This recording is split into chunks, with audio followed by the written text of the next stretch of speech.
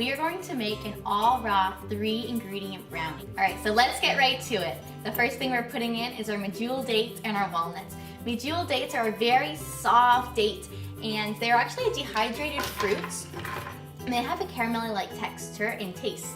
The other ingredient I just put in there was our walnuts. Walnuts are fantastic for the omega-3 fatty acids, really good for your brain.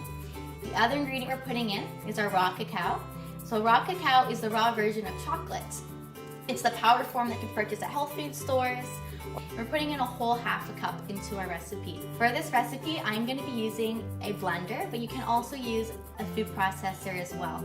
With the blender, you want to have some kind of blender that has a pumping tool that you can really work at the dough to form that brownie-like consistency. At about the halfway mark, you're going to stop the blender. This is when you can add in the optional add-ins. So for today, what I brought along with me was sea salt, vanilla, and mucuna. So sea salt just adds, it kind of brings all the flavors together. I'm putting a little pinch of my fingers inside of there. The other ingredient, we're going to put in a little bit of vanilla. Vanilla is great for the nervous system, kind of brings you back to alertness, and is also really beneficial for an anti-inflammatory. The last ingredient is my favorite. It's called mucuna.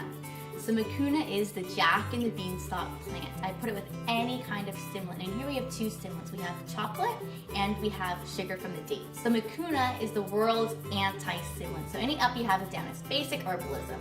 So for this, we're going to put in about a teaspoon. You don't need too much of mucuna. And as I said, this is the jack and the beanstalk plant, meaning you can plant a mucuna plant and it'll grow an inch an hour. You'll turn around, do some dishes, come back, and you've got a big plant growing up the side. Maybe not that much, but it's a plant that will grow an inch an hour.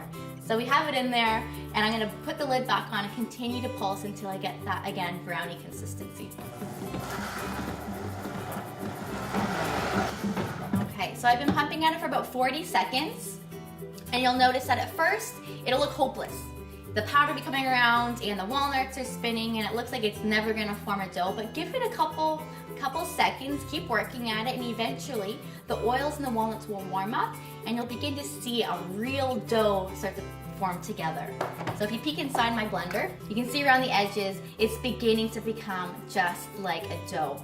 So you want to get another container, you'll pour everything in the blender into a container, press it down nice and tight, and then into the fridge for 5 minutes and the brownie's done.